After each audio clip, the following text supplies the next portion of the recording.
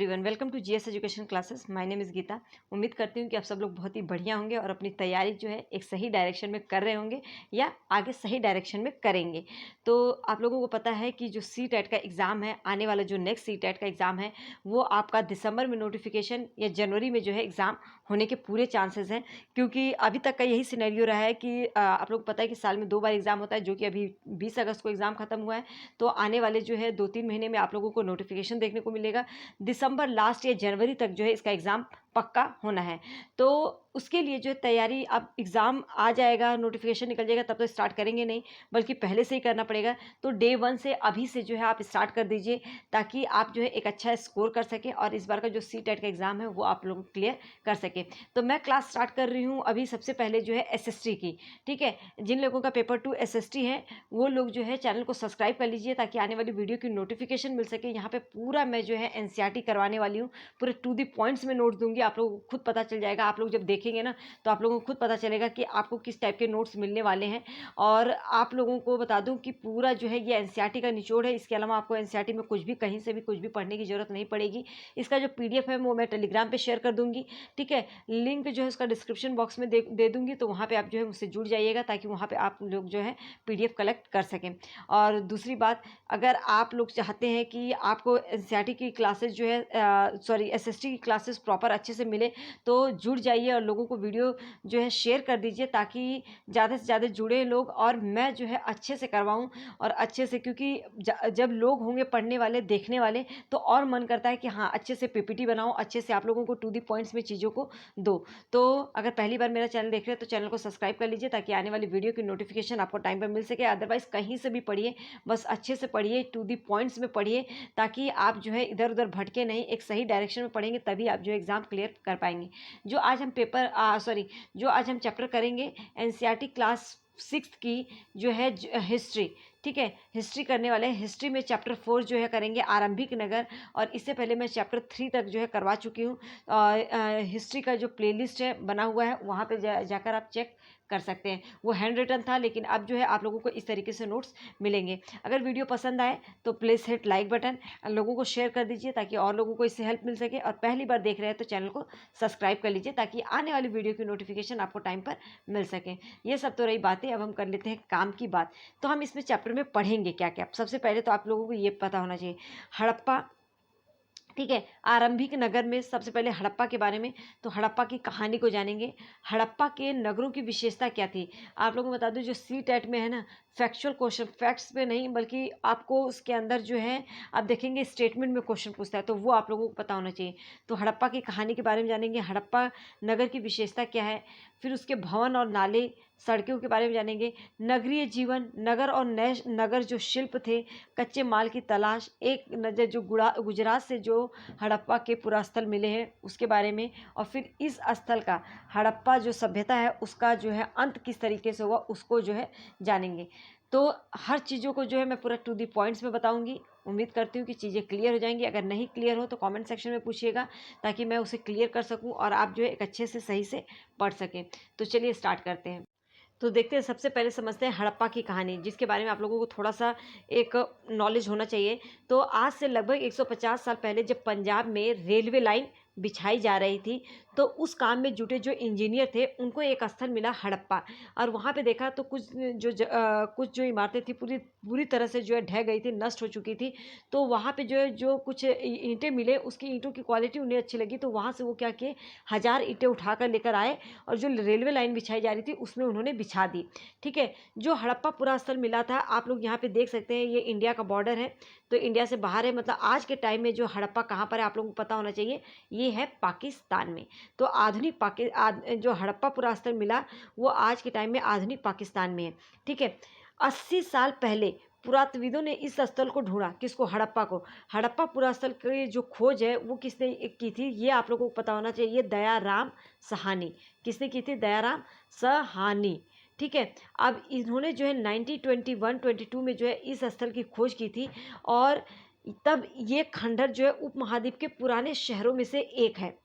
जो हड़प्पा पुरास्थल है ये खंडहर है, ये जो है उपमहाद्वीप के जितने भी पुराने स्थल हैं उनमें से एक है। अब इसकी बात करूँ तो इसे जो है हड़प्पा को हड़प्पा सभ्यता बोले, इसे जो है सप्त सैंधव सभ्यता भी कहा जाता है।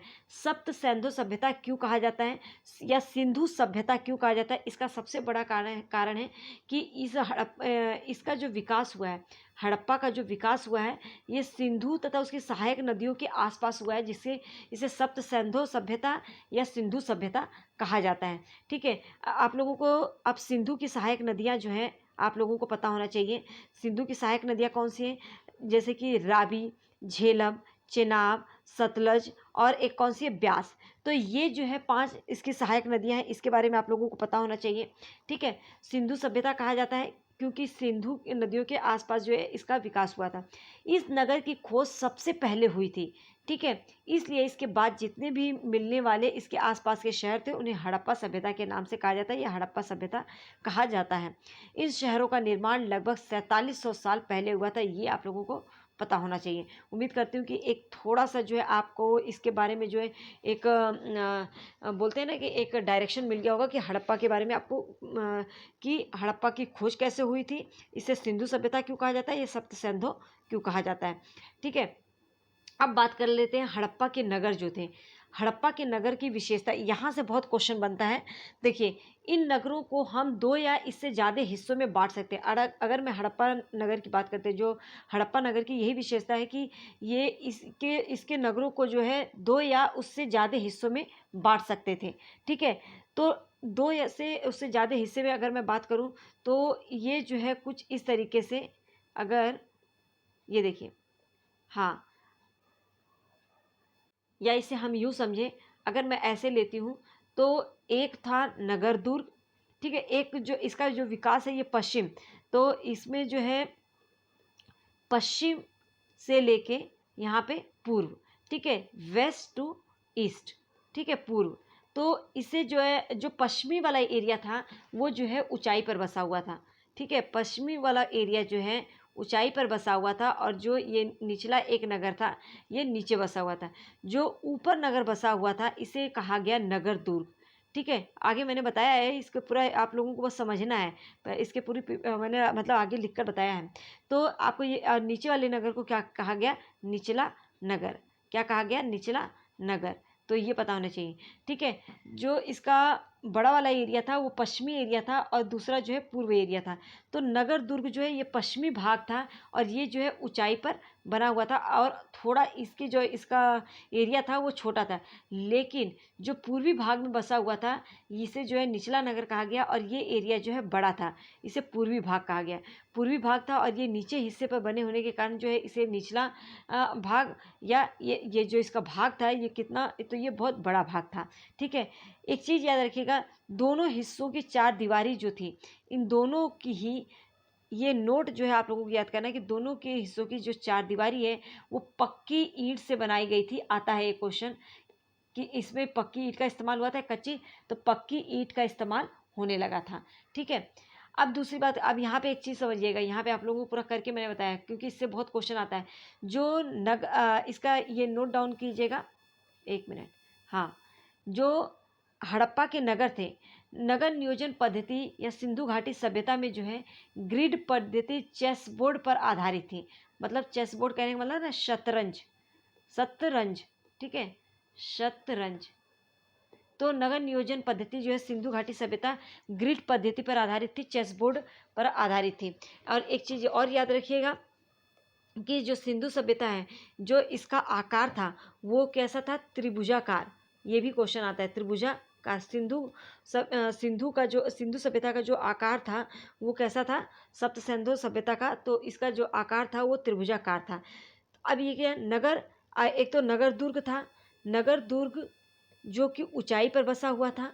ठीक है, इसे पश्चिमी भाग था, इसका पश्चिमी भाग था, ऊंचाई पर बसा हुआ था और ये भाग जो है क्या, छोटा था। लेकिन जो भाग पूर्वी हिस्से में बसा हुआ था, पूर्वी एरिया में, वो जो है क्या था, निचला नगर था। और सबसे बड़ी बात, ये भाग जो है बहुत ही बड़ा था। ठीक है, निचला भाग पूर्वी गढ़ी कहा गया, इसे पश्चिमी गढ़ी। कई बार क्वेश्चन आता है पश्चिमी गढ़ी और पूर्वी गढ़ी मतलब कौन सा भाग छोटा था, पश्चिमी गढ़ी या पूर्वी, तो पश्चिमी गढ़ी, ठीक है। और कौन सा भाग बड़ा था, पूर्वी गढ़ी। और नगर दुर्ग किसे कहा गया, पश्चिमी गढ़ी को कहा गया है। निचला नगर जो है पूर्वी नगर को कहा गया है, ठीक है। अब जो नगर दुर्ग है ये जो है यहाँ पर एक चीज़ याद रखिएगा, यहाँ पे जो है अमीर लोग रहते थे। क्या रहते थे, अमीर लोग। यहाँ पे राजा, पुरोहित, व्यापारी ये लोग रहते थे, ठीक है। लेकिन जो निचला नगर था यहाँ पे जो है किसान, शिल्पकार, श्रमिक, दास ये लोग रहते थे, इसे निचला नगर कहा गया है। तो ये चीज़ जो है याद रखिएगा, ये मेनली मैं समझाने के लिए बताई थी कि क्योंकि दिमाग में ताकि बैठ जाए, क्योंकि इससे क्वेश्चन आते हैं। नेक्स्ट अगर मैं बात करूं हड़प्पा का सबसे बड़ा पूरा स्थल, तो याद रखिएगा हड़प्पा का सबसे बड़ा पूरा स्थल जो है मोहनजोदड़ो, ठीक है। मोहनजोदड़ो जो है हड़प्पा का सबसे बड़ा पूरा स्थल है, ठीक है, पूरा स्थल है। अब आता है कि सबसे छोटा पूरा स्थल कौन सा है, ये तो सबसे बड़ा पूरा स्थल है। सबसे छोटा पूरा स्थल राखीगढ़ी, ठीक है। राखीगढ़ी जो है सबसे छोटा पूरा स्थल है हड़प्पा। और आप लोगों को पता है कि हड़प्पा जो है ये पाकिस्तान में है, ठीक है। लेकिन हड़प्पा का सबसे बड़ा पूरा स्थल जो है वो मोहनजोदड़ो है और सबसे छोटा स्थल जो है राखीगढ़ी है, ठीक है। आगे बताऊंगी कि भारत का सबसे बड़ा पूरा स्थल, हड़प्पा का सबसे बड़ा पूरा स्थल कौन सा है, ठीक है। अब यहाँ पे देखिए मोहनजोदड़ो जो है, इस नगर में मोहनजोदड़ो से एक विशाल स्नानागार मिला है। और जो हड़प्पा सभ्यता था यहाँ पे पूरा नगरीय जीवन था, याद रखिएगा, नगरीय जीवन, ठीक है। इस नगर में विशाल स्नानागार मिला है। विशाल स्नानागार कहाँ से मिला है, मोहनजोदड़ो से। हड़प्पा का सबसे बड़ा पूरा स्थल मोहनजोदड़ो से एक विशाल स्नानागार मिला है। स्नानागार जो है किससे बनाया गया था, ये ईंट व प्लास्टर से बनाया गया था। पानी का रिसाव रोकने के लिए, जो पानी रिसता था उसको रोकने के लिए प्लास्टर के ऊपर जो है चारकोल परत चढ़ाई गई थी। मोहनजोदड़ो से रिलेटेड अगर क्वेश्चन आए तो इस तरीके से जो है स्टेटमेंट पूछ सकता है कि विशाल स्नानागार जो है मोहनजोदड़ो में मिला है। पानी से रिसाव को रोकने के लिए प्लास्टर के ऊपर क्या चढ़ाया जाता था, चारकोल की परत चढ़ाई गई थी। कुछ घरों में कुएं होते थे और नगरों में नाले से ढके हुए थे। जो नगर थे वो नाले जो है ढके हुए थे।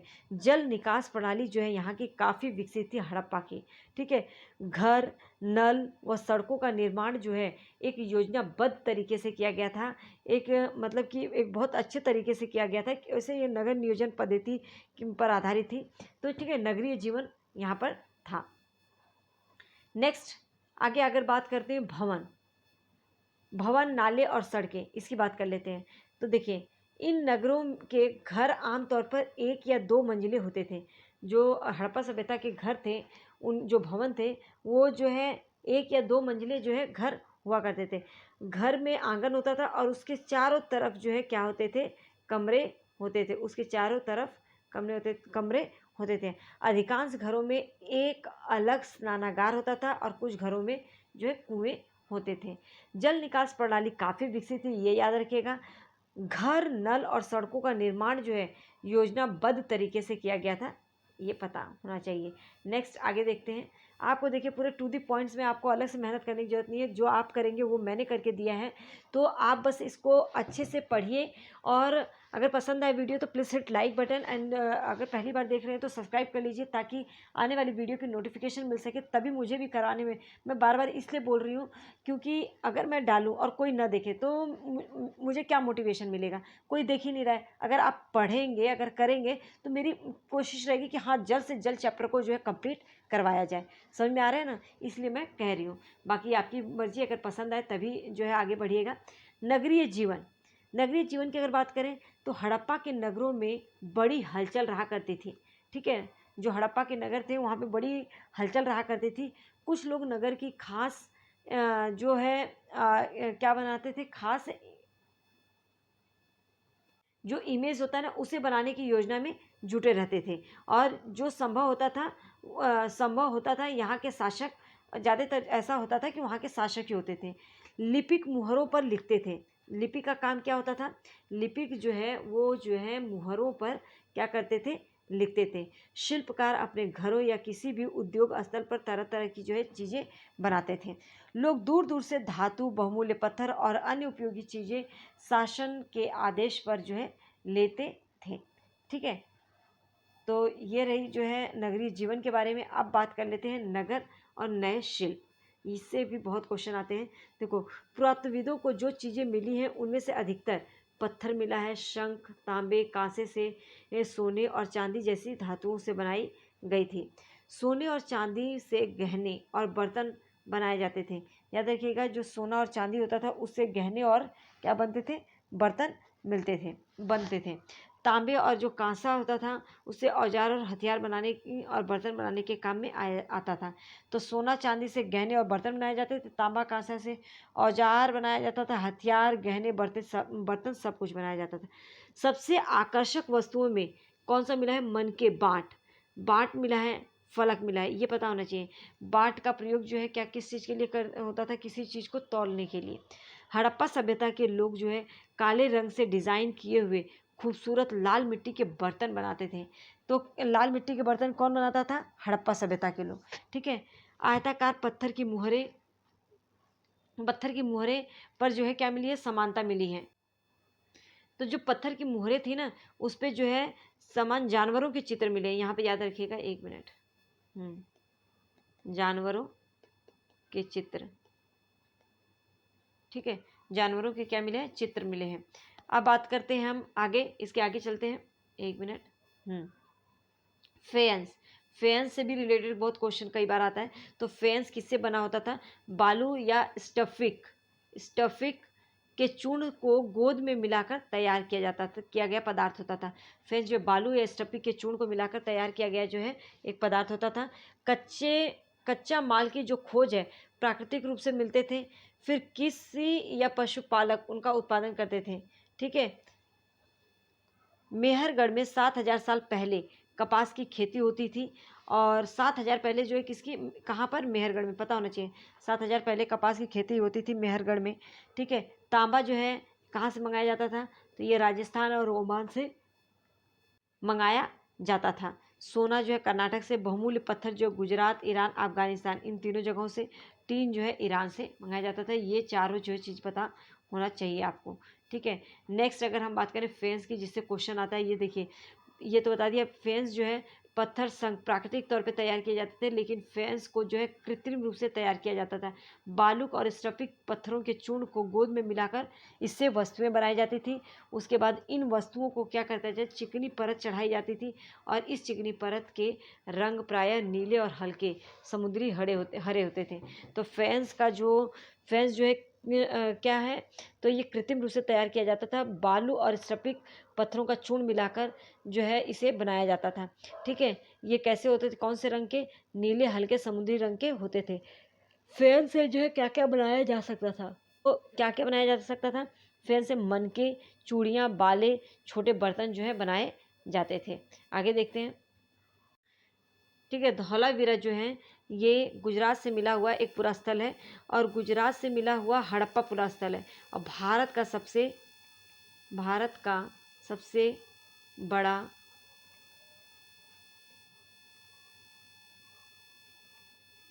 पुरास्थल, ठीक है, भारत का सबसे बड़ा पुरास्थल कौन सा, धौलावीरा, जो गुजरात में मिला था। कच्छ के इलाके में खादिर वेद के किनारे पर धौलावीरा जो है नगर बसा था। याद रखिएगा, कहाँ पर, ये कच्छ के इलाके में खादिर वेद के किनारे जो है धौलावीरा नगर बसा हुआ है। यहाँ साफ पानी मिलता था और जमुन जो है यहाँ की बहुत ही उपजाऊ थी। ठीक है, ये भारत का सबसे बड़ा पुरास्थल, हड़प्पाकालीन पुरास्थल है। और धौलावीरा नगर को 3 भागों में बांटा गया था। बाकी सभी भाग जो है 2 भागों में बटे हुए थे। ठीक है, लेकिन धौलावीरा एक ऐसा नगर है जिसे 3 भागों में बांटा गया था। इसके हर हिस्से के चारों ओर पत्थर की ऊंची ऊंची जो है दीवारें बनाई गई थी। ठीक है, इसके जो हिस्से थे उसके चारों ओर पत्थर की ऊंची ऊंची क्या बनाई गई थी, दीवारें। और इसके अंदर जाने के लिए एक बड़ा सा प्रवेश द्वार था। यहाँ कुछ अवशेषों में हड़प्पा लिपि के बड़े बड़े अक्षरों में पत्थरों पर खुदा पाया गया है। कहाँ पर, धौलावीरा में। अब इसकी बात कर लेते हैं, 1 मिनट। हाँ, देखिए, भोजन, अगर मैं भोजन की बात करूं तो भोजन जो है हड़प्पा के लोग जानवर पालते थे। ठीक है, अनाज उगाते थे। यहाँ के लोग गेहूँ, जौ, दाल, मटर, धान, तिल, सरसों सब उगाते थे। तो इसका मतलब जो हड़प्पा के लोग उगाते थे तो उनको बहुत ही आसानी से मतलब कि वो खेती करना जो है वो जानते थे। जुताई के लिए जो है हल का प्रयोग करते थे। सिंचाई के लिए जल संचय किया जाता था। मतलब वो जल संचय की प्रणाली से जो है अवेयर थे, हल का प्रयोग करते थे। लेकिन याद रखिएगा कि हड़प्पा सभ्यता में जो है लोहे का इस्तेमाल नहीं किया गया, लोहे की तब तक खोज नहीं हुई थी। तो ये जो हल मिले हैं ना, ये लकड़ी के मिले हैं। ठीक है, यहाँ के लोग गाय, भैंस, भेड़, बकरी, पशु पालते थे। तो मतलब कि यहाँ के लोग जो है आमतौर पे किसान, मतलब कि एक तरह से भेड़, बकरी, पशु पालक भी थे। ठीक है, बस्तियों के आसपास जो है तालाब और चारागाह होते थे। ये याद रखिएगा, हड़प्पा काल के जो हल बच नहीं पाए क्योंकि वो लकड़ी के बने थे।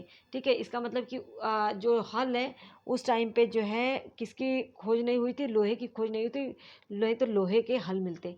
ठीक है, हल के आकार खिलौने, और हल नहीं मिला उसके आकार के खिलौने, इसका मतलब वो जो होता होगा तभी तो।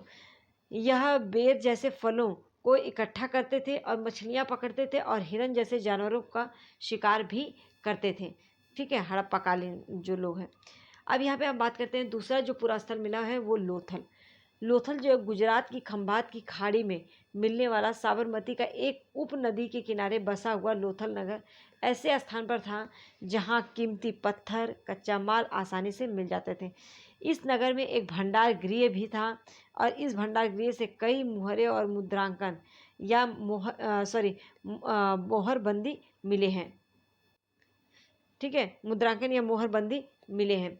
तो अब आगे देखते हैं। आगे देखिए, अब बात आता है सभ्यता का अंत कैसे हुआ। तो सबसे बड़ी बात, इस सभ्यता का अंत के लिए बोला जाता है कि हो सकता है कि जो नदियां हैं उन्होंने अपना रुख बदल लिया हो। कहने का मतलब है कि नदियों ने अपनी दिशा बदल ली हो। तो या तो हो सकता है वहाँ पे सूखा पड़ गया हो। ठीक है, या हो सकता है ऐसी नदियाँ ने रुख बदल लिया, या तो वहाँ से मुड़ गई होंगी, या तो सूखा पड़ गया होगा, या तो उनकी तरफ ही आ गई होंगी तो बाढ़ आ गई होगी। ठीक है, जंगलों का विनाश हो गया होगा। ठीक है, प्राकृतिक रूप से बाढ़ या आपदा आ गई होगी। जो शासक थे उनका नियंत्रण समाप्त हो गया होगा, लोगों का जो है शासन चलने लगा होगा, तो धीरे धीरे वो नष्ट हो गया होगा, शासक का नियंत्रण समाप्त हो गया होगा। नदी और छोटी बस्तियों में जाकर या तो हो सकता है कि नई और छोटी जो बस्तियां आसपास थी वहाँ पे जाकर बस गए होंगे। तो ये सभ्यता के अंत के बारे में था कि सभ्यता का अंत जो है किस तरीके से हुआ। उम्मीद करती हूँ कि चीज़ें समझ में आई होंगी और अच्छे से जो है आप लोग जो है इसको टू दी पॉइंट्स में पढ़ लेंगे। जब ये पढ़ लेंगे तो इससे रिलेटेड क्वेश्चन को देखेंगे तो वो आप जो है इजीली सॉल्व कर पाएंगे। अगर वीडियो पसंद आई हो तो please hit like button and subscribe the channel ताकि आने वाली वीडियो की नोटिफिकेशन आपको टाइम पर मिल सके। All the best.